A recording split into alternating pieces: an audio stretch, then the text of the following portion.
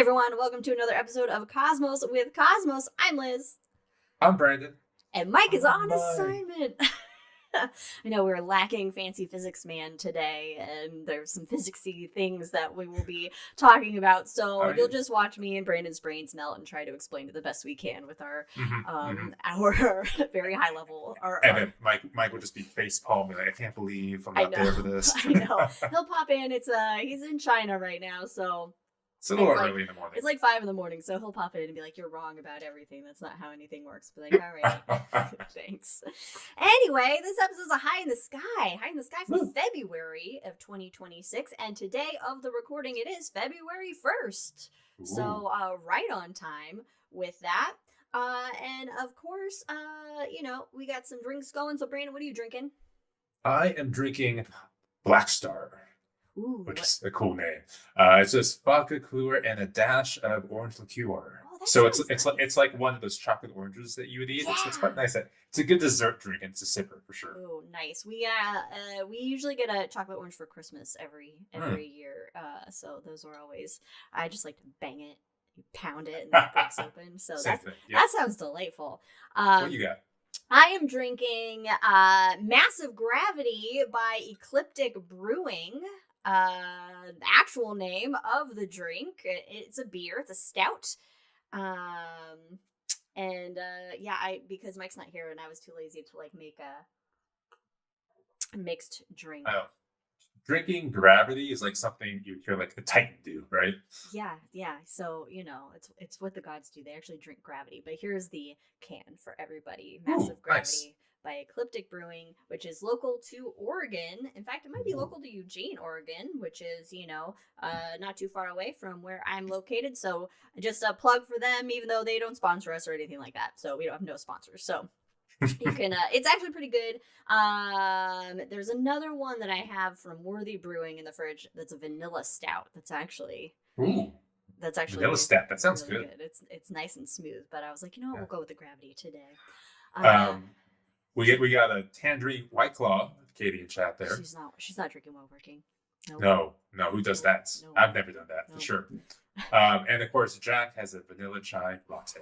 Ooh, Jack, vanilla chai latte is one of my favorites. In fact, usually when I get a coffee at one of our local coffee places, I get a dirty vanilla chai, which is a Oh, vanilla chai with a shot of espresso in it, or however many shots of espresso you choose to put in it. So it's one of my favorites. Cool. Well, we got our drinks. Hope you got your drinks out notes. there, alcoholic or otherwise. Doesn't have to be alcoholic. Oh no, Eric. Eric has No. well, drink enough of it. Could have a good time. But if you want to find out more about our things and annoying dogs that are now coming into Hi, puppy. screen, follow us on all the things at Drinking Cosmos, pretty much everywhere except for Twitter, I'm sorry, Cosmos of Cosmos everywhere. Twitter is at Drinking Cosmos. You can find us at cosmoscosmos.com, and of course, Spotify and YouTube are pretty much the best places to, I guess, check us out. Of course, every other Wednesday, you can take a shot of astronomy with our short form shot episodes, focusing on just a little tiny topic that one person makes and the others don't know what it is. So it's a fun time for all. What's your next shot topic, Liz? What's your next shot topic is the question, because you owe some Oh, I'm shot behind on topics. that. You All are right. very behind. Leia, you gotta go away, honey. The dog is Leia. Go. She's always so extra. This girl. No, go away. And if you want to follow some of our friends and check out what they're doing, you can find Wildixia, Wildixia on Etsy. She does some fantastic art when she's in the mood for it. Artist be artisting. MrProctorShow.com, our buddy Ron Proctor, he actually does some really cool shit down at Kids Peak Observatory, but his YouTube channel, you can find him doing blender tutorials and chickens all the way down. All the way down, Check out the chickens. And then, of course, our good buddy Jack over in Council Bluffs, Iowa, and his planetarium, the Rolling Bluffs Planetarium. You can check that out if you're in the area, rollingbluffsplanetarium.com for more information there. Otherwise, while you're watching the show or listening to the show, however you choose, well, you can play along with us. We have some rules, some drinking game, if you will. And that is if we make any Star Wars or Lord of the Rings references, take a shot. Of course, Jack's been barking like at the beginning of the episode, and we removed the dog barking rule since it kind of became had to do that. Yeah. Yeah. But otherwise, if we, get nerdy, take a shot. If we get nerdy, take a shot. Well, I'm just going to take a drink right now then. No, just with those two rules. Just with those Star Wars, if we get Star Wars or Lord of the Rings nerdy. How about that? Is that better? I only have one Lord of the Rings line baked into the script here, so we'll see if I say that. Okay. We'll see if I catch it, because usually I'm like, wait, what? Oh, no, you have to catch it. It's very obvious. Okay. All right, well, let's get high in the sky. I love it. And I'm not high right now. Our constellation highlight for this month, February 2026, is another Southern Hemisphere constellation. I've been highlighting those recently, although it is kind of like a northern southerly one. Yes, it is Columba, the dove. It's an accurate dove. Yeah, I was doing one of those. Any bird. Side note, I found this Royal Albatross cam that's in New Zealand on YouTube. So I've just been watching this albatross like sit on its baby. Oh, Royal Albatross cam. I thought you said cam. Like this kind of beer that you found? Camera. Okay, it's even better. Live camera from the New Zealand conservatory, whatever. Cornell Labs is like the channel, so you can check out that. It's not a dove, but it is a bird. All right. We could use more friends of the show. Check that out. Exactly. So Columba, the dove, which I guess Columba is Latin for dove, apparently. Oh. Which I would not know that. thought. But it's a little bit south of Canis Major, the big dog, and Lepus the hare, which are northern constellations. So I haven't tried to see, but Columba might be visible for maybe lower northern latitudes, the lower latitudes in the northern hemisphere. Although it is a fairly dim constellation, it doesn't really stand out all that much, and it's not a big constellation either. It has Go ahead. No, you go. Yeah, thank you. If you had to walk outside tonight, how many constellations in the sky do you think you could point out and know their exact stars without dim everything? Well, actually, you guys don't have dim stars out there. You got nice bright stars. We got nice. Well, that's because we don't have a lot of light pollution. But could you put your planetarium hat back on and still point everything out? I think I could do a decent job of it. Once I kind of got oriented. But I mean, I do go out there frequently, and when it's not cloudy, I'm like, oh, hey, there's this, there's this. Once you find a North Star, you're set. Yeah, pretty much. And then the what's great is like the Big Dipper is just. Like, it's very obvious and so huge in our sky, so it's really great to kind of orient. So, I can do a much better job now with the dark skies that we have than I could have maybe a long time ago. Back in Phoenix. Oh, there's 2 stars and a helicopter. Yeah, exactly. In fact, we just replaced the lights on our garage with downspout lights. Oh, and they are International Dark Sky Association approved lights, and you can get them at Home Depot. So if you want to help in your community reduce light pollution, get those down facing lights. And they look nice, actually. I really like them. So I've been wanting for a while. Anyway, back to Columba the dove. There are 2 named stars in this constellation. Fact, which is a fact, no. PHACT. So it's like fact.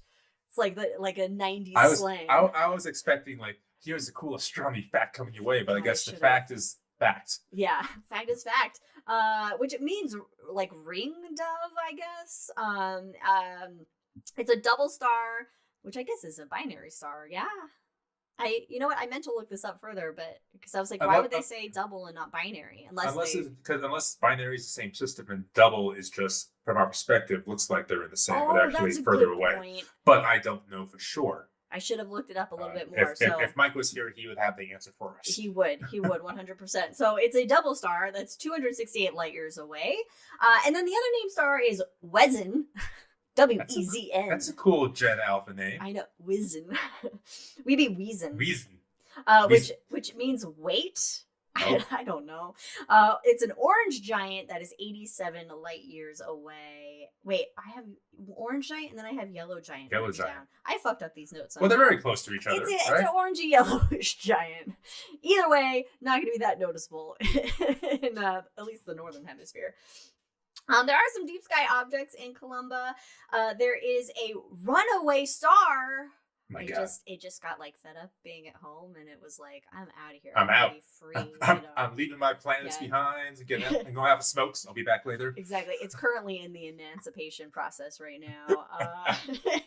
It's called Mu Columbae. So it's I don't know what Mu is, which number Mu is in the Greek alphabet. But it's 1900 light years away, running away from wherever it's running from. There's also an exoplanet. NGTS-1b. This exoplanet orbits a red dwarf star, so that's going to be a star that's older and less massive than our sun. The planet is a hot Jupes, so it's like Jupes but just hotter. It's got its own Only Planets account. I was waiting for that. It orbits its star, a hot Jupiter, which means it's Jupiter size. In fact, it's probably a little bit bigger than Jupiter, given that it's a hot Jupiter. It orbits its star in 2.65 days. Is it just like Tokyo drifting around its star constantly? Yeah. Han is in there just like spinning around. Although I do kind of wish we had a hot Jupiter in our solar system that orbited the sun in 2.65 days, just because that would be wild. It would be, but it would totally fuck up the Earth's gravitation. Oh yeah, but like, maybe we evolved to that and it worked out. We just have this weird planet. Like Jupiter might have been closer. Jupiter might have been closer and moved out. It's because true. What they're finding with exoplanets is that we thought like our solar system was like the model solar system of how other planetary systems are going to look, and what we're finding is that a lot of the gas giants are closer to the star than we think that they should be, and we end up being the outlier, like the weirdo planetary system. Yeah, and I was just watching a documentary last night where Mercury very likely started out around Earth's orbit and then made its way in. Oh wow, okay, that's cool. Oh, Mercs. Good old Mercs. So this exoplanet it's a going, and this system is 716 light years away from next door. Yeah, it's really not that far in the universe scheme of things. Also in Columba is a globular cluster. This is basically an old ball of stars. Big ball of stars. Big ball of stars. What a great roadside attraction. Exactly. Yeah, driving around seeing like the biggest ball of stars. Oh, big ball of stars. Let's go check that out. Let's get some pictures. It's 39,000 light years away though, so you got to go a little bit far. Most of the globular clusters are hanging out in the halo of our Milky Way galaxy, so that's outside of the plane. And they're some of the oldest stars in our galaxy. But it's bright enough that you can see it with like a medium-sized amateur telescope. So you don't need like a Hubble or something like that to be able to see it. You can see it from home as long as you have. Or go to a star party. Star parties. Star parties are great, by the way. Star parties, you got it. Well, unfortunately, it is like a lot of like old guys, right? As a future old guy, sorry. Yeah, but they're like super excited about showing anybody anything through their scopes. So it's the best. Yeah, you have all these like people with their telescopes, and you can check out some really cool stuff, and they'll tell you all about it, and they're more than happy to share. And it's really fun to see some of these things. And some of them just don't touch the eyepiece. Yeah, don't touch the eyepiece. And some of them, when we went to one, there's a telescope type called a Dobsonian, which Brandon has a Dobsonian. It's like basically a big tube. It's your classic telescope you think of. Yeah, and this guy had this Dobsonian that was so long that you needed to climb up a ladder to look through the eyepiece, and it's like, this is great. So it's really fun. So check out, Google your next like local star party in the area and see what comes up. Okay, back to Columba. There is not really any mythology with Columba because it was one of these later constellations that was kind of picked out and Thrown in there. Yeah, thrown in there. We can't have 87 constellations. That's an odd number. How dare you? No. There is some history, though, to it, as far as people kind of like writing it down and mapping it out. So in the 3rd century BC, Aratus described faint stars that are in the same location, but never actually named any kind of pattern or anything in that location. And I guess he was a Greek poet, so it's in a poem. That he like mentioned these stars, and I guess later on people were like, "Oh, these are in the direction of this constellation." But it also feels like if you're writing a poem and you just pick out random, there's gonna be stars everywhere you look. I mean, that's true, especially when you don't have like street lights and shit, and like no light. Are their lights pointing down? Yeah, all their lights are pointing down. They're all IDA certified lights in the 3rd century BC.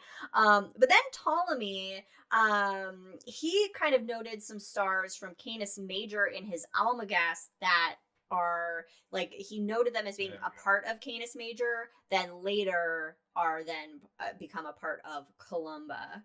And then the Petrus Plancius, who we mentioned before, Harry Potter spell named guy, Petrus Plancius, he was the first to actually depict Columba as a constellation in 1592 AD CE. And it was named Columba Noachi, which means Noah's dove. So that makes sense. And the story goes, though, why he named it this is that apparently there was like a dove that told Noah the flood was receding, because doves can talk and shit. We can put our Sunday school hat back on, and say, of course Noah was out at sea during the Great Flood, and he was just always waiting for the flood to recede so he can land and have all the animals and dinosaurs go frolic back on the land. But he needs to know when. So he every day sent his dove out to go search for land, came back always empty-handed. But on the last day, dove came back with a little twig. There's life out there. Was There's it an land. olive branch? I hope so. So, wait. Yeah. Oh, wait. It's just an olive branch / twig in its beak. So, yeah.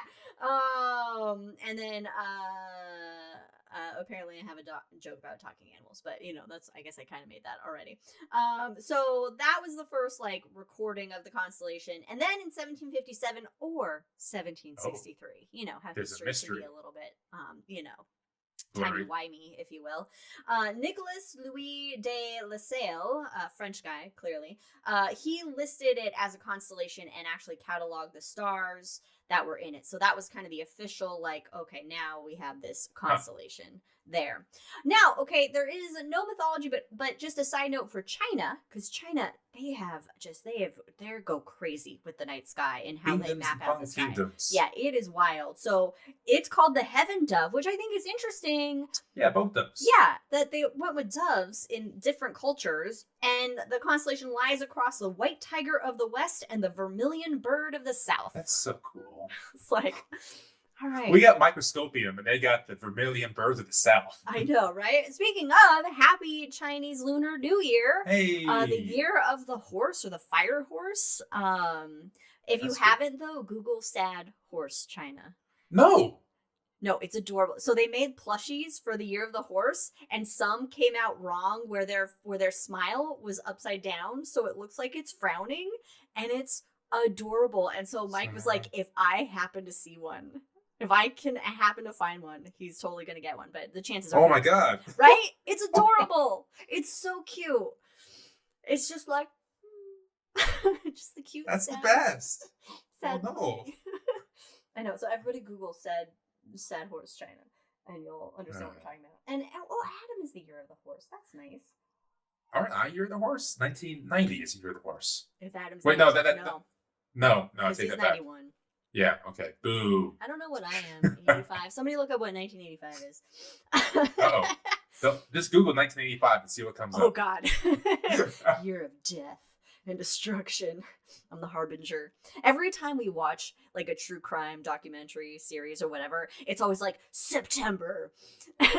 September and whatever year. I'm like, yes, I have brought it. I bring it on. Right. Adam is right. Okay, so yes. there you go. Oh, you youngins. All right, now Columba's not the only thing up in the night sky for February. What? Of course, there are planets and other cool stuff. So as far as the planets go, Jupiter And actually, Saturn, actually, I'm not sure of, but Jupiter for sure is up all night. I believe Saturn is up more in the early evening. Oh, I'm the year of the ox. I am a little bullheaded, so that makes sense. And I'm just majestic. Yeah, like a Mustang. And then Uranus and Neptune, they'll be visible, but you need binoculars to see them. Mercury, no go. Mars and Venus, the end of the month, you'll be able to see them. In fact, we have something fun happening at the end of the month I'll get to in a second. But first, actually, I'm going to get to it right now because that's really, I did not put these events in order. So let's go for it. Let's skip to February 28th, 2026.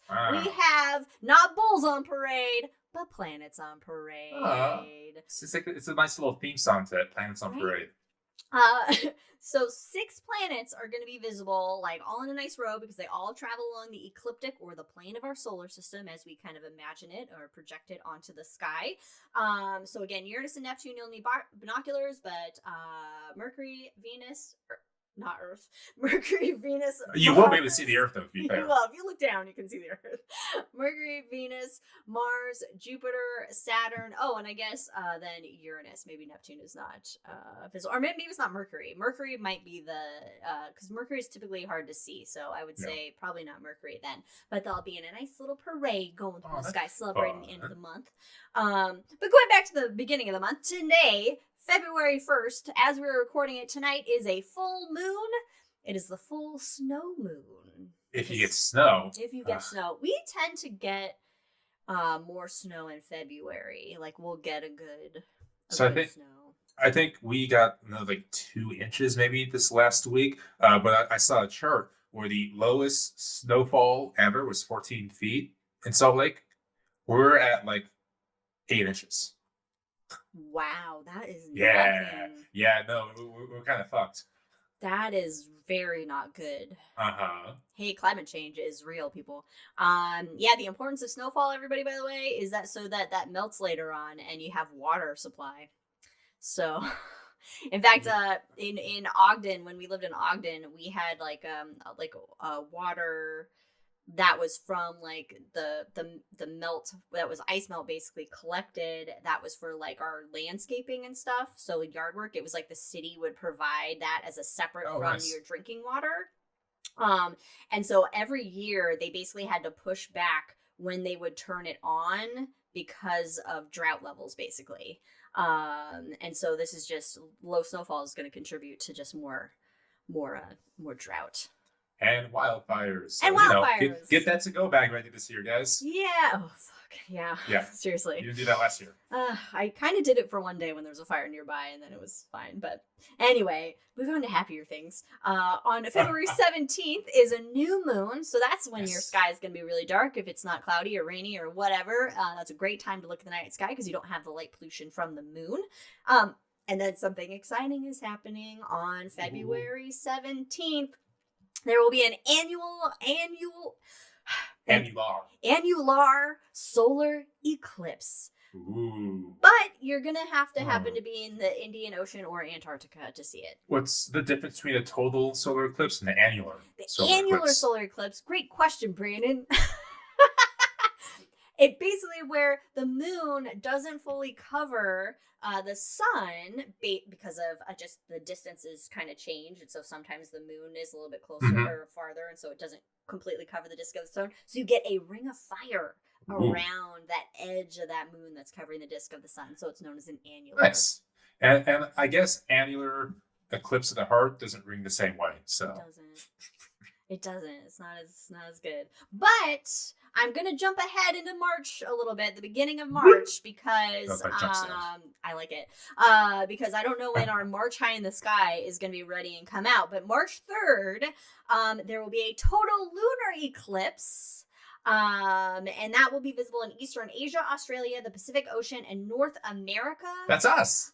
Exactly. The greatest eclipse for us will be at 3:33 a.m. Pacific time, or 11:33 a.m. Universal time. So I don't know about that. It's not great timing, but I mean, if you want to stay up late and check out a lunar eclipse, or wake up early, then you can see a lunar eclipse. Now, with a lunar eclipse, though, it's a little bit different than a solar eclipse, obviously. With the lunar eclipse, the moon doesn't go completely dark.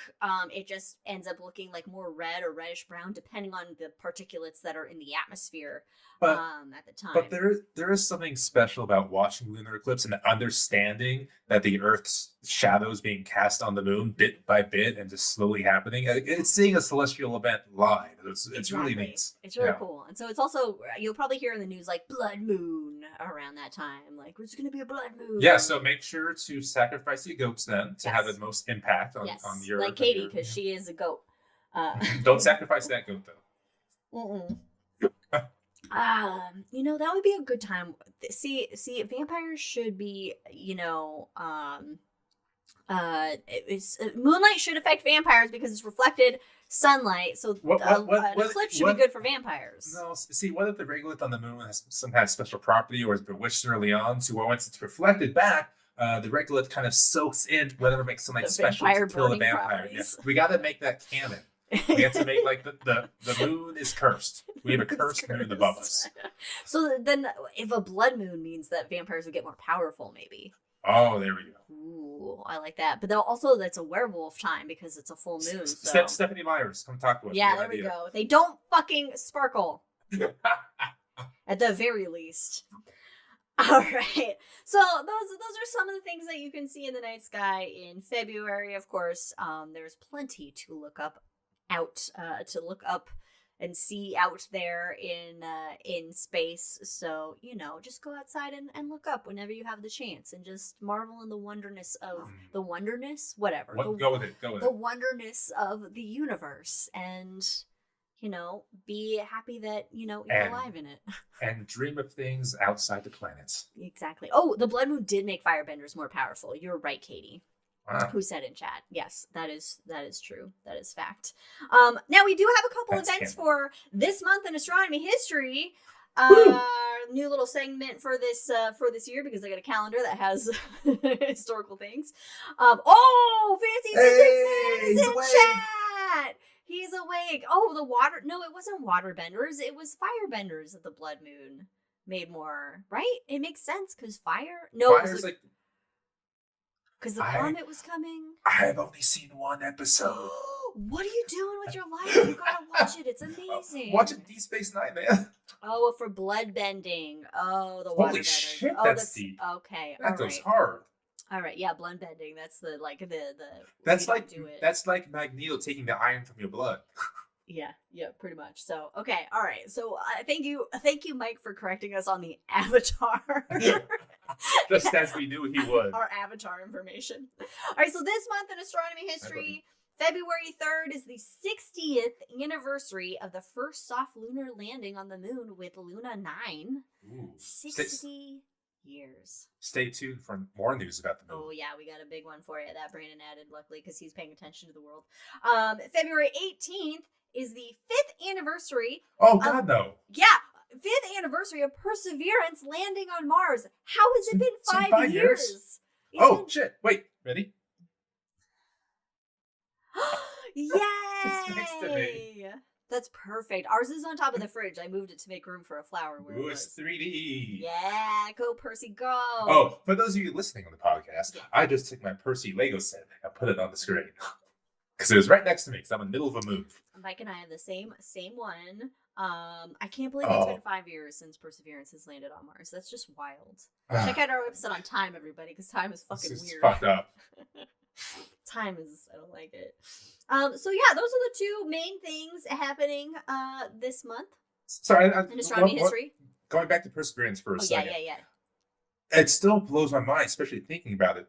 We watched a fucking helicopter on Mars take off dozens of times. Yeah, a helicopter on Mars. Just the first brain. and only ever helicopter on Mars. Just set records. We're not going to get that for decades. If we get anything else. Other countries go to space. That's true. That's true.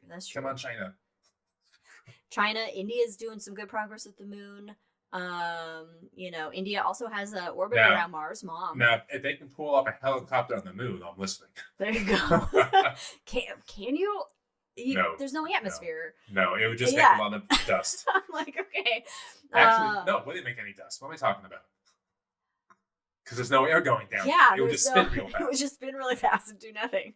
But Mars, because it has a thin atmosphere, it can get a little bit of lift to take off, and it flew. You know what is great is that even though there have been a lot of failures in space exploration and sending spacecraft places, which is to be expected, right? Space is not easy to traverse, right? Space is hard. Right. Yeah. But the ones that we have sent there mainly have outlasted expectations by just an exponential factor. Even the helicopter was like only supposed to last a certain amount of time, and they ended up doing if it even worked, and then because they couldn't test it on Earth because Earth doesn't have the same conditions as on Mars. The prime example of that is Good Old Opportunity. Meant to last 90 days, and it went for how long did that go for? Oh God, years. Was it like over a decade? Yeah, and it didn't last. And Spirit as well went, just a little bit less, only because it just got stuck. It got stuck. We keep promoting things on the show, but if you haven't watched Goodnight Oppie on Amazon, my God, go cry tonight and watch it. It's brilliant. Do it. The Mars rovers are some of my favorite things. They make me happy. I know, and I love that they're just so adorable and cute, and they're machines. I know. Look at all. Oh gosh. All right, let's get into some astronomy news. We got things going on. Welcome to Astronomy News 2026 for High in the Sky, February. Cosmos of Cosmos, here with you live. All right, so Dark Energy Survey scientists released analysis of all 6 years of survey data. All right, so this is from the Noir Lab, which is up at Kitts Peak in Tucson. Also, just love the name Noir Lab. It's like they have those the little hats on. There's smoke. There's smoke in the bedroom. There's smoke in the bedroom. There's smoke in the laboratory. Yeah, black and white. Love very just like noir. So the Dark Energy Survey, or DES, it went from 2013 to 2019. It was a collaboration that carried out a deep wide area survey of the sky.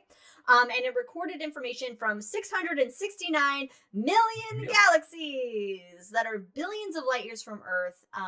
And their viewpoint covered an eighth of the area of the sky.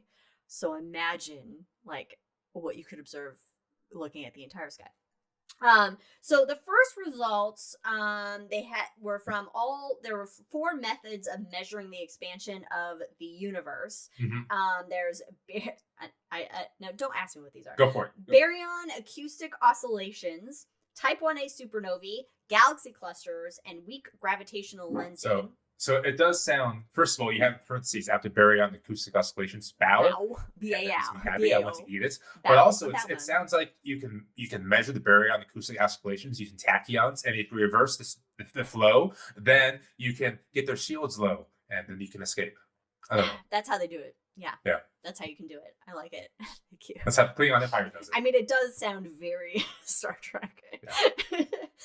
So these methods basically narrow down the possible models for how the universe behaves. And it found that their data mostly aligned with the standard model of cosmology. But it also fit the evolving dark energy model. But really kind of no better than it fit the standard model, so it was kind of like the same.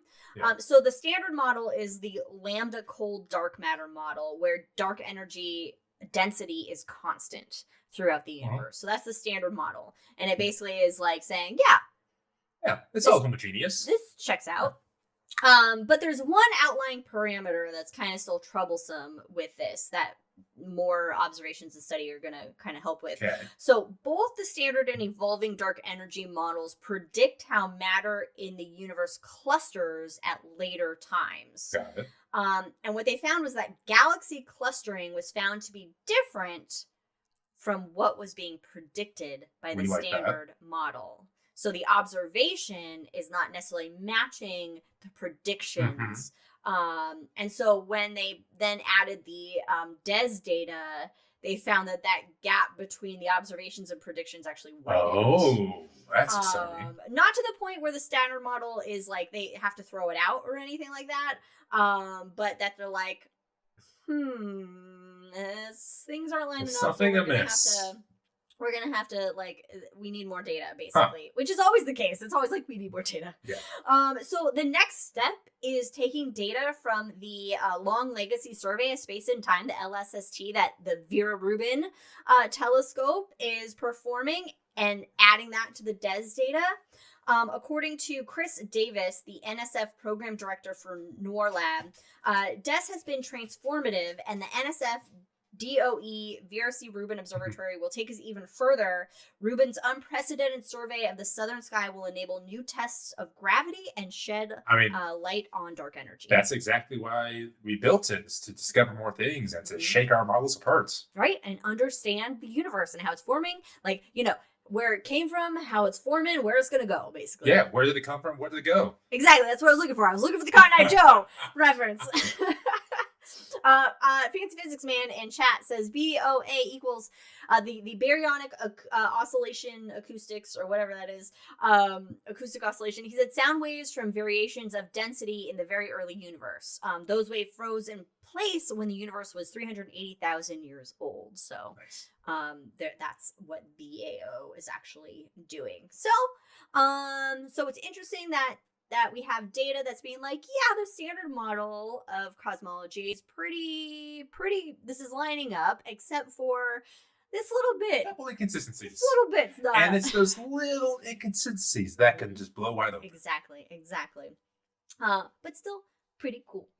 All right, now, the next article we have is that astronomers watch the first black hole ever imaged launch a 3,000 light year long cosmic jet from its glowing shadow. Damn. So the first black hole ever imaged and this was by the Event Horizon Telescope.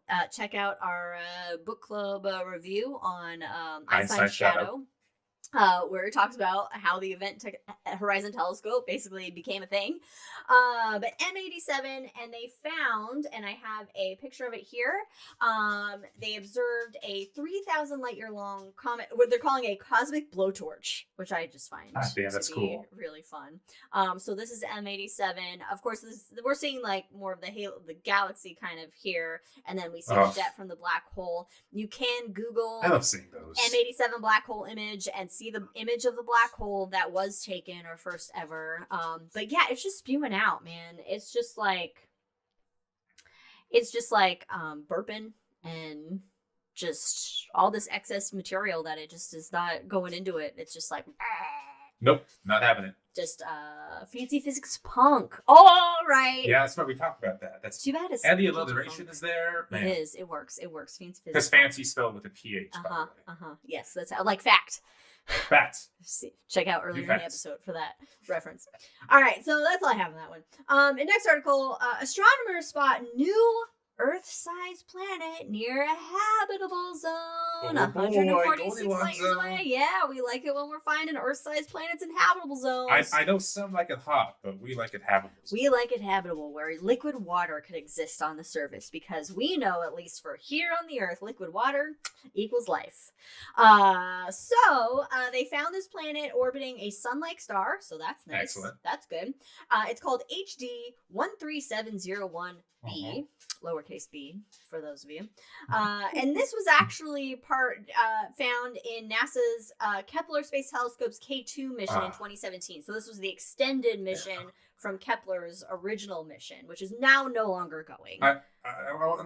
Cheers to Kepler. Cheers to Kepler. Phenomenal job. And it's phenomenal. Speaking of missions that went on longer than anticipated, Kepler, fucking champion. It is, yeah. In fact, yeah, they went to the end of the mission. They're like, hey, we can still go. So they did the K2 portion of it. Because 3 gyroscopes are for sissies. Exactly. Leia, Leia, go away, honey. We're in the middle of a thing. You gotta go. She's following you. I'll bump her head with the microphone. I got puppies barking in the background, so hopefully it's not being picked up. I don't hear it at all, so yeah. All right, so this planet, the study was done by the University of Southern Queensland. The researcher was Alexander Venner. This planet is 6% larger than the Earth, so not too much bigger than the Earth. It's fine. It has a 355-day orbit, Okay. so very similar. We're getting close here. And so the researchers said that it has about a 50% chance of residing in the habitable zone of its star. I'll take it. But surface temperatures might be closer to Mars, potentially below -94 degrees. Well, So, some like it cold. exactly. So that means there could just be frozen water on there. Now, the next best planet around a sun-like star in a habitable zone is Kepler 186f, which is about 4 times farther away and 20 times fainter than this planet. So it is a good candidate. That is relatively close to us. I didn't put down how far away it was, did I? God darn it. It's more than a couple light years away. It's close, yeah.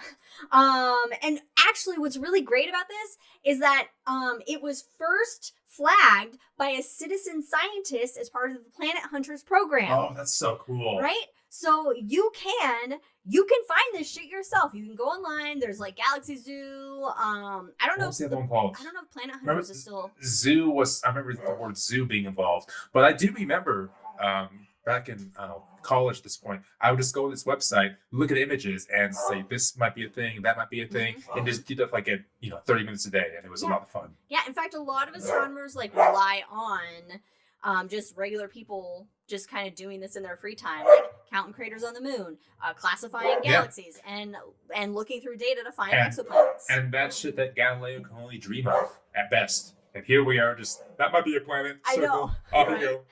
Take a drink. Of course, the dogs are playing. I don't know if you can hear it, but there we go. So there we go. So new Earth-like planet flag from data that we've collected, several years in the past, and it takes time to go through that data and to find shit in there. It's hard to find these things. Speaking of finding things, hundreds of new anomalies in Hubble data defy explanation. Aliens. Ooh, of course aliens. It's aliens. 100% it's aliens. No, it's not. So now, all right. I have weird feelings about this because an AI tool was used for this research. And it uncovered more than 1,000 strange cosmic objects in the Hubble's image archives. Was your feelings because of the AI being used? Yeah. Okay, so in this case, when it is a tool being used to enhance others' work, I think that's very different than trying to copy people's literature and paintings. I think it's a very, very big difference. No, I totally agree. I think that AI has it can have very good potential and uses, but I also think it can be a slippery slope. It's like when you're a hammer, everything looks like a nail situation. Yeah. So AI was used, and it basically, in 2 days of using this AI tool, researchers found 1,300 like oddball objects, weird objects that they're like, this doesn't fit normal classifications of things. And that's because space is weird, of course. Space is weird. So out of the 1,300 like weird objects, 800 have never been spotted before, what officials said was that additional discoveries, including galaxies with massive star-forming clumps, jellyfish-looking galaxies with gaseous tentacles, edge-on planet-forming disks in our own galaxy resembling hamburgers. Hamburgers? Are there any hot dog galaxies out there? I don't know. I'm sure. Oh, I think there is actually one. There's spiral galaxies. Yeah. Oh, okay. So when you say never been spotted before, I guess I should read the article. But does that mean like these images were processed, but nobody took the time to look at them because there are so many images out there, or were they spotted in already produced images? It's objects that like defy classification. And here's an image of a sample of some of the like weird, some of the oddball things that they were seeing, and that it's just like how they look, like they're not like they don't fit standard classifications of the things that we have. The center top, I think, is classified as the Glizzy galaxy. The yes, Glizzy? there it is. Is that what it is? I hate that word, by the way, Glizzy. Glizzy? What is that like a slang term? Oh, you don't know. I don't know. So, I'm not so hip with it. That's the young person term for hot dog. Glizzy? Yes, I'm so sorry. You have to hear that from me. How? I don't like it. It sounds dirty. It doesn't make sense as a term for a hot dog. So those are on my mind because I had 3 hot dogs today. So I'm already thinking about my next hot dog. It's okay. So like I've had the nicknames Lizzie and Izzy, and then in middle school I remember one boy saying Jizzy to me. Oh no. And I didn't get it at the time. And now of course later I was like, fuck. But luckily that didn't take on or anything. I do appreciate though how that memory has dug into your mind and you still know it. I know. I still know that memory, even though it didn't luckily become a thing, and it was just like one kid that like said something to me. All right. See, AI can bring upon good things like conversations about glizzies and nicknames. Yeah. All right. That makes no sense. Younger generations make no sense, and I'm an old person now because I think that. But get off my lawn. It's cool that we're finding weird shit, and I think that using tools in a responsible manner, using AI tools in a responsible manner to help look at data, because there's so much data that has been collected that is really impossible for humans alone to really kind of go through all of it. So I'm perfectly okay with AI being used in that way. That's exactly in my mind how it should be processed. So good on you, this AI tool, and hopefully they find more weird stuff, and then we kind of they can look into figure out like, hey, what do we classify this as? It's all about weird science. All about weird science. God, it's such a good movie. I've never seen it. I know, between that and Avatar. What are you doing? Get out of here. Has there been a remake of Weird Science? I don't think so, but if I don't think they're allowed to anymore, right? They shouldn't. But watch their time. Yeah, you got the original is best. All right, now this one's for the history buffs out there like myself. Lost ancient Greek star catalog decoded by particle accelerator. Wait, what? Yeah, physics being used for history. This is great. Decoded by particle. Keep going. Let's learn more. Okay, so the synchrotron radiation. What a cool fucking name, first of all. I know, synchrotron. Synchrotron radiation has revealed a star map made by the ancient Greek astronomer Hipparchus that was thought to be lost to time. So people have referenced Hipparchus's work, but nobody has found Hipparchus's work on this. So this is really huge. So apparently he had like a meticulous star catalog that other astronomers have referenced. It's called what these researchers found was this medieval codex called the Codex Climaci Rescriptus, which is something known as a palpacet. And a palpacet comes from an ancient Greek word meaning scraped again. So it's basically like a thing that's basically written over. So there's that, and also a lot of old works have been discovered because they would take other old books and make those pages the cover by like binding them together. And so people can actually open up covers of old books and discover new books in those as well. That's so cool. It's kind of similar to this. Yeah. That's cool. Yeah. Apparently like these manuscripts, they would have words erased and written over just to save parchment.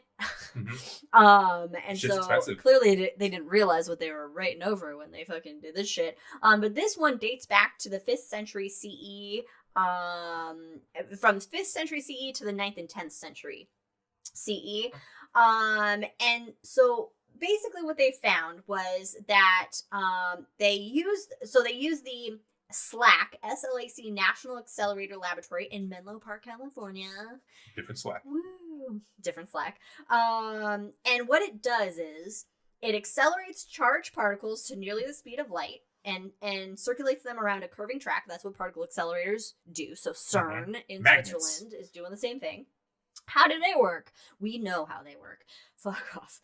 As the particles constantly change directions, they emit like exceedingly bright beams of X-ray light, and that light can penetrate deep into materials and create a thorough X-ray image of an object. So it's like a super X-ray. A super X-ray of this manuscript was taken. And so the light, and X-ray is light, light reacts differently to different inks that were used in the manuscript. So they can see basically the different levels of ink depending on what that ink is made out of. So cool.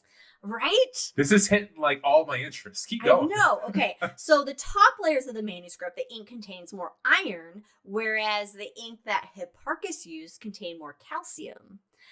So they can then Oh, they can then separate yeah. that out from the other inks to see what is written there. They need to do more research on it before, like, I didn't find They any can like release text or anything images. like that. Yeah, Yeah, they yeah. haven't released any text of it, and I wasn't able to find any images of it.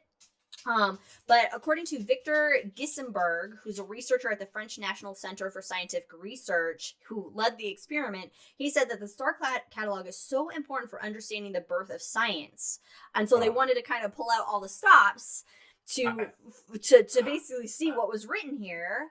I kind of noted that right there, and you said understanding the birth of science. I got a little bit of chills. Right. That's such Because a good what this line. also then kind of what this also will kind of do is, it, depending on what they find in this catalog, it can kind of then tell if, like, later prominent astronomers like Ptolemy, if they were the first to make the observations that they made, or did Hipparchus make the observations beforehand. Hipparchus is a major name, so yeah, this is big. He is. I'm very excited to follow this. I know, so it's really exciting that you can take physics, you can take equipment made for trying to look at quantum physics, essentially, and those discoveries, and use it to reveal, to learn about history, and to reveal these things that you think would have been lost because it's been written over or erased or whatever, but it's still there at a very, I don't want to say quantum level because that's not correct, but it's just hidden from our eyes, but this other X-rays can see it, Yeah. Yeah. So I just thought that was really neat. I was like, I would never have thought of using a particle accelerator to then decode a manuscript to look through different layers. Pages. To find something that Hipparchus wrote down shit on. I want to follow the story that updates once in a while. Yeah. This is great. So I hope that we get like some like images and like text of like, it's gonna be like, it's like the Shroud of Turin, but physics. Real. But also just to see like Hipparchus's writing. Well, it wouldn't be, because you said 5th century, so it would be transcribing in different copies to the 5th century, not his original. I guess, maybe. Okay, I guess. That's true. But still, all right. Well. Yeah. It's exciting. It is. Okay. Mike says Indiana, he means. Indiana University. No one can see the chat anyway in this show, so he wrote Indiana. There University. It is. Indiana University uses their particle accelerator to fight cancer. Oh, that's cool. Okay. Yeah. All right. We're going to go on a little bit of a James Webb kick now, because James Webb, I mean, come on, it's doing some it's fucking awesome. So James Webb reveals 5-galaxy merger just 800 million years after the Big Bang. Like the after party. Yeah, this study comes from Texas A&M University. Dr. Wida Hu and Dr. Casey Papovich are the lead researchers. And I do have this image here for you. This is the James Webb Space Telescope quintet, if you will. And they discovered a rare, tightly packed collision of galaxies in the early universe that suggested the galaxies were interacting and shaping their surroundings far earlier than scientists had predicted. And they have evidence that the collision was then redistributing heavy elements beyond the galaxies themselves. So the actual merger of the galaxies is helping to seed the universe with heavier elements. So it's not just supernovae. It comes from these highly energetic interactions between these very large mass objects, which are galaxies. Now, the galaxies themselves, they are separated by tens of thousands of light years between them, as galaxies tend to be, but they are interacting gravitationally. They occupy an unusually compact region of space and apparently formed stars 250 times the mass of the sun per year, which is far higher than galaxies at the time, or that should have been, doing at the time. Well, as we learned earlier, mass may be distributed slightly differently in the early universe. So maybe. That's true. That's true. In fact, there's some other articles here that are like, oh, things are happening earlier than we thought. But what it is ain't exactly clear. Exactly. So this discovery, it may help explain why James Webb has identified a growing number of massive galaxies that appear largely inactive just a few billion years later, because they've used up all their shit. Oh, yeah, because they're making really big stars real fast. Yeah, they're making really big stars real fast from merging and interacting, that they're using up all their gas and dust, and so then they're just basically like petered out by... I wish I could use, my rental houses. Hey, new place. Get gas and dust real fast so I don't deal with it anymore. Yeah, right? That would be nice. Just exhaust the gas and dust. All the dust done in like 1 week. And don't deal with it again. Never have to dust again. Well, now I'm like, oh shit, I forgot to dust when I vacuumed. So systems like this quintet of James Webb, they merged rapidly, exhausted their gas early, and then evolved into the massive galaxies that are seen as at later times. So exciting stuff. So things are just happening earlier than we thought in the universe. Huh. The universe is getting shit done in a much more timely manner. I just had another thought of, we could have a James Webb update and make a graphic of a spider web coming out with the JWST logo and have a weird little theme song. Okay. You can find that weird little theme song for James Webb update. We should have like a James Webb update. James Webb is always shit, yeah. There's something like all the time with James Webb. James Webb spots this. In fact, I got another one where Webb has done it again. Newfound galaxy at the dawn of time is challenging what we know about the universe. That's most of these stories now. That's I love challenging what we know about the universe. We're constantly... Well, that's the thing with science, is because we're constantly developing better technology so that we're, challenging everything we knew in the past because we have better technology to understand it better, I'm going to make Liz mad. There's a book that explains everything, Liz. Is it the Bible? It's the Bibble, yes. The Bibble. The Bibble. The Bibble. I like that. I'm kidding. Advancing, exploring, discovering new things constantly is exactly what we had very room for, what James Webb is for. It's the point. It's discovering new things and making our past theories wrong. So we're very excited about this. Let's see what this Webb has done to begin. All right. Well, it just keeps finding older and older galaxies. That's what it's doing. So this galaxy Webb has a type for sure. It does have a type. It likes old galaxies. It likes them older. I guess me too. This galaxy, which is called Mom Z14. Here's an image of it. This is a zoomed image from like a deep sky survey. Mom. Not going there. It existed to us, or we're seeing it as it existed 280 million years after the Big Bang. This is 2% of the universe's current age. So this is the oldest galaxy we've spotted so far.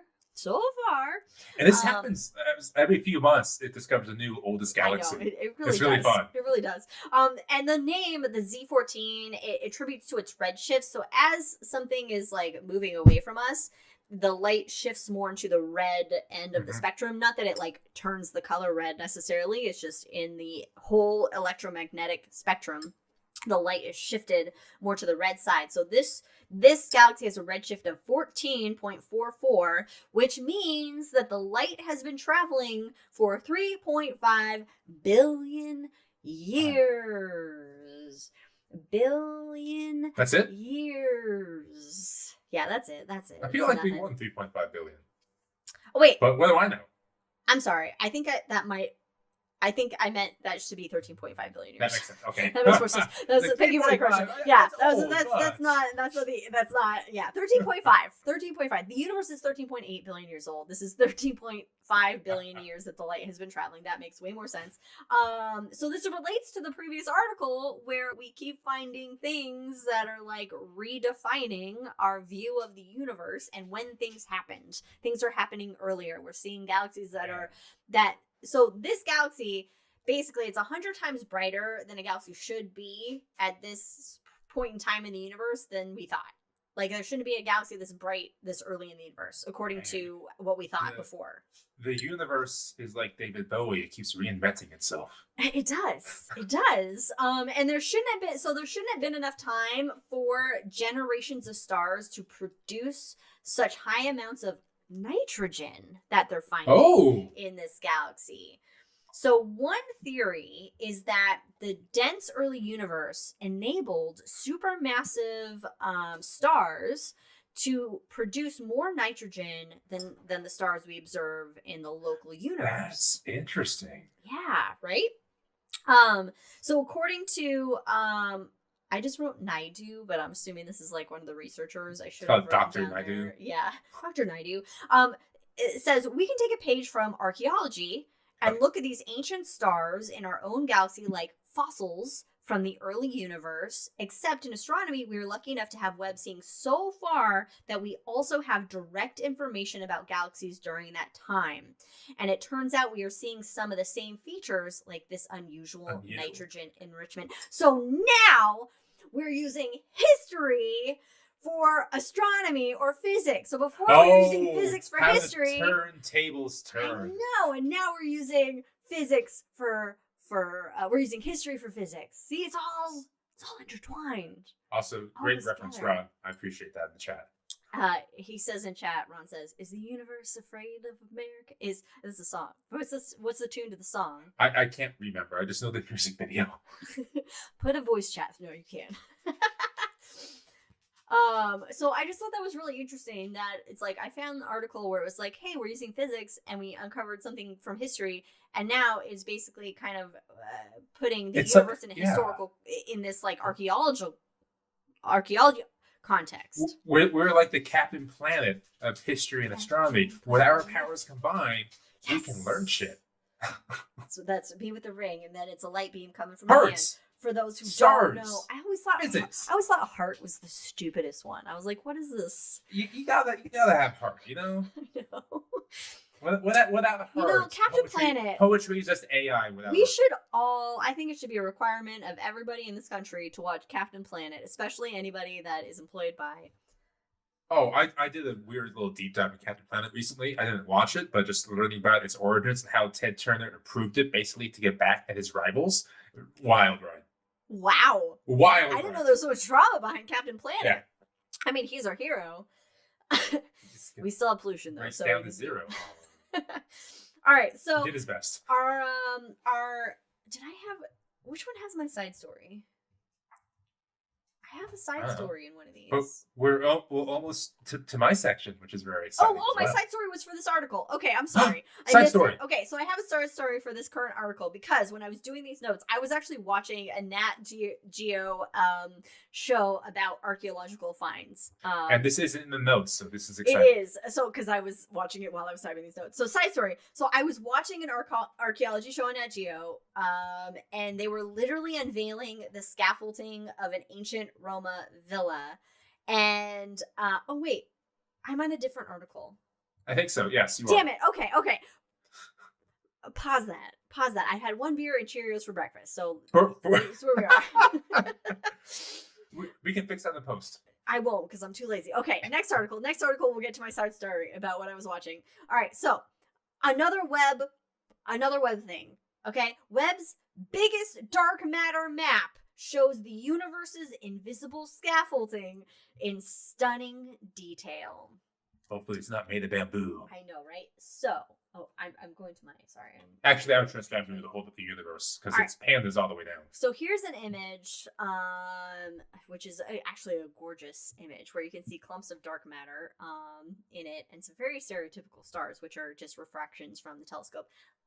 Leia's being that's needy right now. That's gorgeous. So Webb has produced one of the most detailed high resolution maps of dark matter ever produced. Diana Scognamiglio. With confidence. With the confidence of a white man.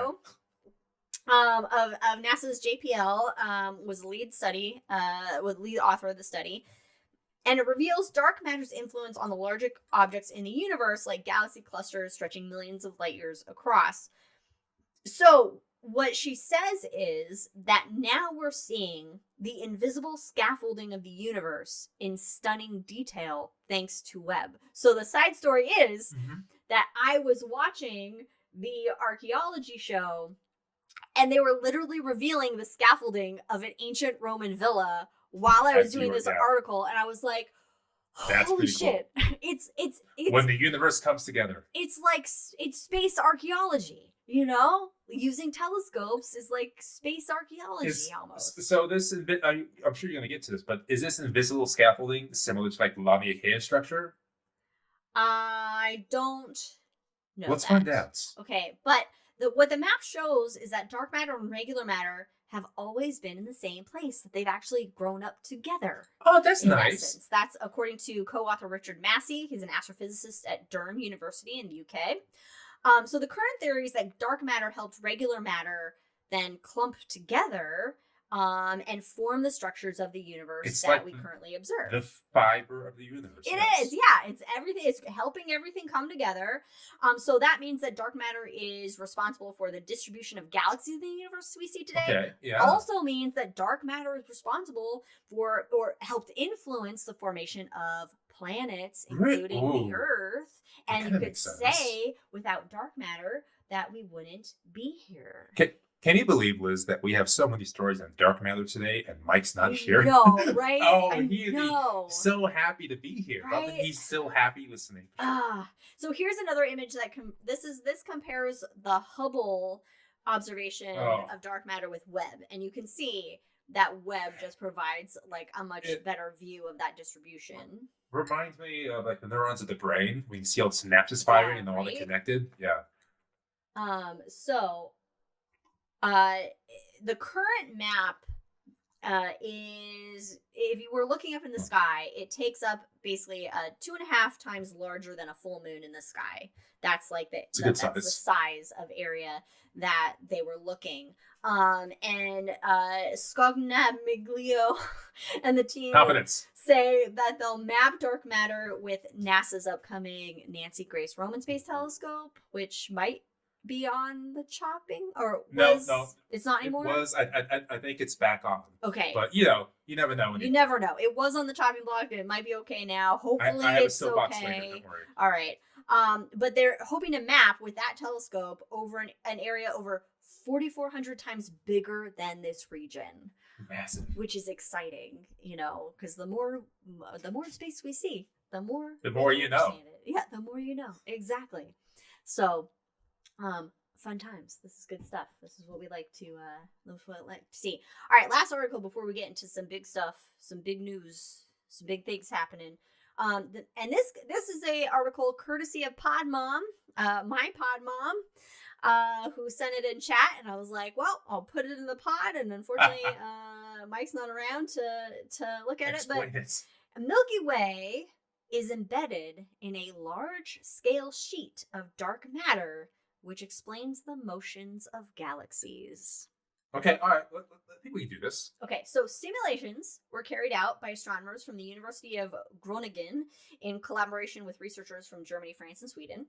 Mm-hmm. It was led by a PhD graduate Ewood Wempe and Professor Amina Helmi. And so what they're finding is that most of the dark matter beyond the local group of galaxies, which is where we are, we're in the local group, we're one of those, it must be organized into an extended plane with large voids above and below. So here's an image of the simulations of the data that they have here. And so you can see this like plane that the galaxies are in. And then these voids here, which does kind of like, if I were to imagine a close-up view of the cosmic web, like if you zoom into the cosmic web, like this kind of seems like it fits up with the structure of the cosmic web. It looks very webby, not James Webby, but just webby as in spider webby. Or Brandon Webb.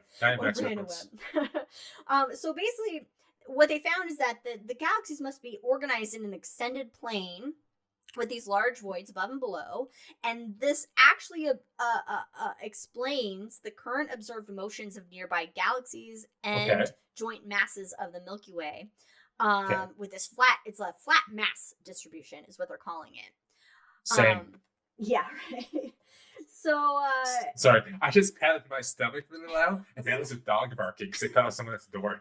That's a bad sign. well, that's like every time I put a cup down, just watching TV, I could put a cup down on the table, and then Jack starts barking as if like somebody has knocked on the door, and it's like, please stop. All right, so we got this flat mass distribution. Flat mass distribution. So for half a century, astronomers have been wondering why most of the nearby galaxies, with the exception of Andromeda, which is coming towards us, we're going to collide in about 2.5 billion years or whatever. That's fine. Why most of these galaxies are moving away from us, and that they don't seem to be affected by the mass and gravity of the local group. Right? They're not all coming together as part of this local group.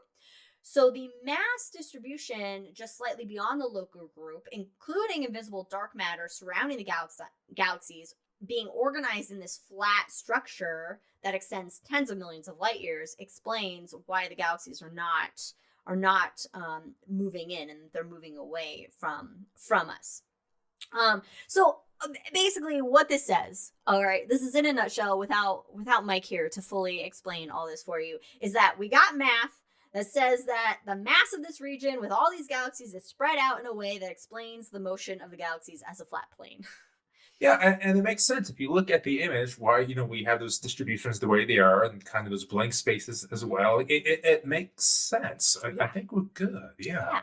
So it's just explaining why things are the way they are. Exactly. Which is what science is. Which is what science is doing. Now, I do have a follow-up question though. What's in the voids? Is it Gwyneth Paltrow's head? I don't know. It's kind of creepy though. Just thinking like voids.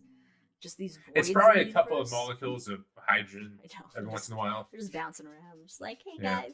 Maybe Rogue Planet or two trying to find its way through this crazy world. Where did world. everybody go?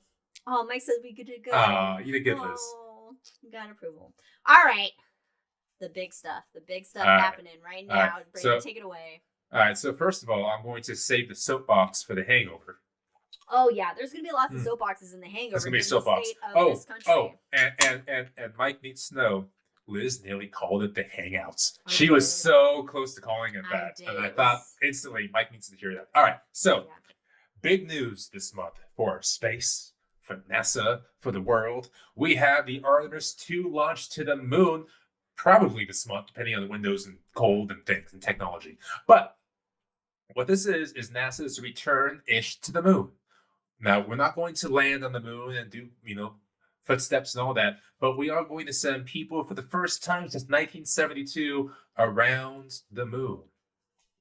You're going to go. I was pointing at the footstep on the wall in my background. I thought I lost audio for a second. No, you're good. Yeah, so we're going to send people around the moon and the Space Launch System aboard the Orion spacecraft. We'll talk about that in a moment as well. And actually, when these astronauts go, these astronauts are Reed Wiseman, he's a captain. Christina Koch, she's the mission specialist. Victor Glover, hell yeah, pilot. And Jeremy Hansen of the Canadian Space Agency, he is also mission specialist. So the fourth Hansen brother? He is the secret fourth Hansen brother, and the only Hansen brother to leave the Earth. Oh, wow. He's also the first non-American to leave low Earth orbit. Really? Because, if you think about it, the Apollo missions were all, those white male Americans going around the moon. So actually, Christina will be the first woman to leave low Earth orbit as well. And Victor is the first person of color to leave low Earth orbit too. Wow. So some historic, some other historic. And these were all made during the Biden era, but that's fine. Yeah. I you know what? I just watched the Sally Ride documentary yesterday. I haven't seen it yet because I'm not ready to cry. You know what? I had it on kind of in the background because I knew if I got too invested, but it was very interesting, and it was very, So anyway, those 4 astronauts, they would be going around the moon, and in fact, they would be the furthest away from Earth of anyone in history. Really? Okay. Yeah. So the previous record holders were Apollo 13 because they had to make the emergency slingshot around the moon. Yeah, Houston. They got to. They got to 448,000 miles away from the Earth, whereas these astronauts would go 450,000 miles away. So an extra 2,000 miles, but that matters. It does. It counts. Yeah, so similar to Apollo 8, for example. So Apollo 8 has the famous moonrise image out there. The purpose of this mission is to demonstrate and qualify the technology needed to land on the moon. Right. You got to test it before you fucking just land people on the moon again. After how many years? 50? It's been a couple. 1972, 1972. to 26. So math, Liz. Yeah, because that's me. Because I do that. I'm gonna we'll guess leave 48. it to chat. I'm gonna guess 48 off the top of my head. It's been a long time.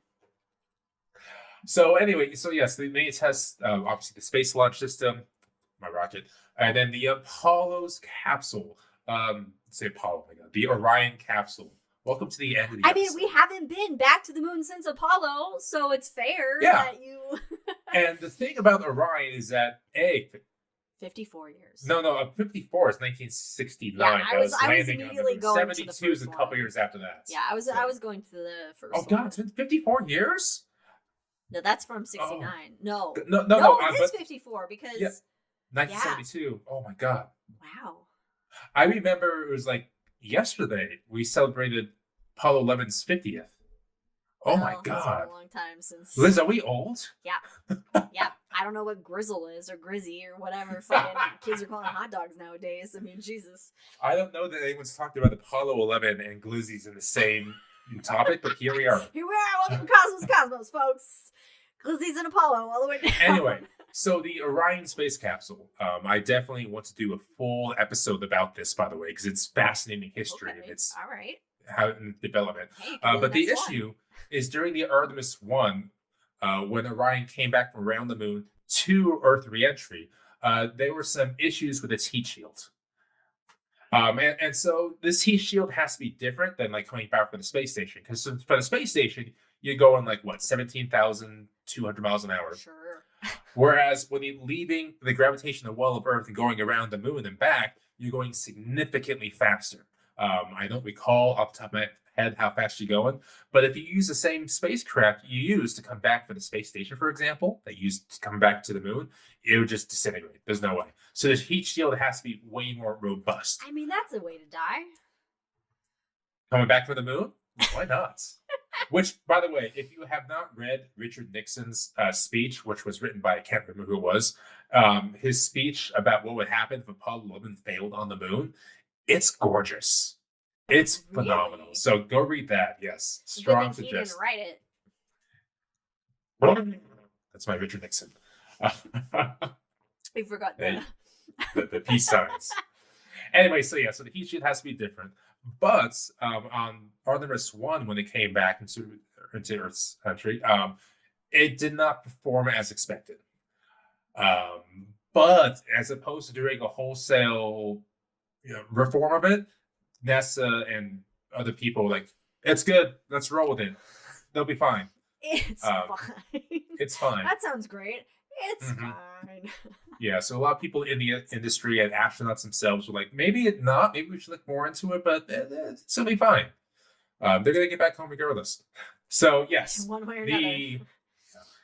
Well, maybe. Yeah, no. So they actually said even if the heat shield does fail the same way it did in Artemis 1, that it can still re-enter fine and safely. Okay. But we like to have multiple safeguards in place. Yeah, we like a contingency upon contingency upon. As we say, failure is not an option. Yes. When people are bored out. Yes. Yeah. So we bring this up in the February High in the Sky because tomorrow, February 2nd, is the wet dress rehearsal, #WDR, which is basically fueling up the rocket as if it's ready to launch and then unfueling it just to make sure everything is working as it's supposed to. Oh, interesting. Okay. And so the first window to actually launch occurs February 8th to the 11th. Whoa. So we're like a couple days away, basically, from launching people around the moon. Wow. Now windows extend because it was cold, for example. Even in Florida, it can be cold. That's what happened to Challenger, for example, just got too cold and Mm-hmm. people didn't listen to other people. There's weather, there's technology, there's fuel pumps, there's 1,000 different things that can go wrong that can cancel the scrubber launch. So yeah, the first window is February 8th to the 11th, and all these windows run in different times through April. Okay. So then after April, then it's like. I mean, if we go through all those windows, then something's just not right. Okay, right. Like, so we're gonna launch this year for sure. Okay. Yeah. That's exciting. It's extremely exciting, and it has kind of slipped through the news because we have so much other bullshit going on, and just very quickly, when Apollo 8 launched around the moon in 1968, and it gave us a picture of Earthrise, and they read from Genesis. People wrote to NASA saying like how this was a bright light at the end of a horrendous year because that's when King was shot. That's when Robert Kennedy was shot as well in California. Wow. And all these protests in Vietnam. It was a shit ass year, but they said that NASA at this point gave them hope. I don't know if that's the case this year. Yeah. It doesn't feel like we have a singular institution that can give us hope. Yeah, and just because that it's not new, like seeing Earthrise is not new. It's in not our lifetimes. Well, yeah, but ours lifetimes, Yes. not like Mike's lifetime. Not no, the people that in charge of the country right now, but But- no. And I so desperately want it to be a moment where we take a collective Refocus. breath and like I forget who it said, I think maybe it was Edgar Mitchell, who said, I want to take the politician by the scruff of the neck and say, look at that, you son of a bitch. Look at the earth as it is. Yeah, it would be nice if we could like just refocus on, hey. And I'm very close right now, tangenting and soapboxing. So Liz, Hangover time. next thing, we have an in memoriam. Wait, hold on. You didn't do. I didn't hear a certain something that we would need to take a drink for. I see it in the notes. Something with the name What did I say? Pippin in it. Sorry. I stopped looking at my notes and just started grandstanding. The point is, Pippin, humans are being flung around the moon in like a week. Yeah. And it's very exciting. We're going to get phenomenal imagery. And dear Lord, we need this right now. Yeah, we do. A little perspective. All right. That's exciting. I hope it works. I hope we at least make some window. Because I know the motherfuckers that built that rocket, so they're good to go. Okay. All right. Good. Friends of the show, by the way. They've been on here. Hey. Okay. Brandon and Natalie both worked on it? Natalie, Boeing Engineer of the Year. Oh, shit. Really? Oh, congratulations, Natalie. I think that was like last year, but yeah. Okay, very cool. Very cool. Well, all right. Well, here's, you know what? Cheers. Preemptive cheers to Artemis and the crew for a successful mission around the moon. And hopefully we can get back to the moon for good. Oh, good. Hey. Well, in memoriam. Okay, so 2 in memoriams. One is just the civil liberties in the United States. So. Oh. Civil. And the thing I was going to say. Hangover. Yeah. So Chicago is having a contest to name their new snowplow, and the one in the lead right now is called Abolish Ice. Yes. Yes. Vote for that name on that snowplow. I love it. And then the second in memoriam, it hurts. It hurts a bit for not knowing this person in any way, shape, or form, but then what they've presented into our cultural just fold it in. Is to Catherine O'Hara, who was a phenomenal actress, comedian, and just person all around. I didn't realize the news of her death would hit me as hard as it did. And it was just so shocking. So, Catherine O'Hara, if you're not familiar, she's the mom in Home Alone. She did a lot on a Canadian sketch comedy show, CTV. Of course, Beetlejuice and Schitt's Creek and a plethora of other things that she is known for. A plethora. She is a legend, and so cheers to you, Catherine O'Hara. Thank So you. I heard a fun story from Mallory earlier. Is that once in a while she would lose her accent on Schitt's Creek, and then Levy was like, "Okay, how do you say what's your favorite movie?" And she would go, "The oh God, Madison kill me. The Avatar." The Avatar. So Avatar, but she would say it her own way. Right.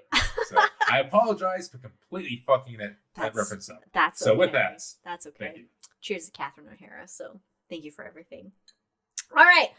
Well, thanks for joining us in this episode, High in the Sky, for February 2026. Of course, go outside at night. If you're in the Southern Hemisphere, you can look for Columba the Dove. Otherwise, if you're in the Northern Hemisphere, just look at what the other shit's up there. We got Orion's Taurus, up there. Orion, Taurus, Canis Major, some very bright constellations, and of course, planets that are up there, and a plethora of other things. So check it out. Follow us on all the things.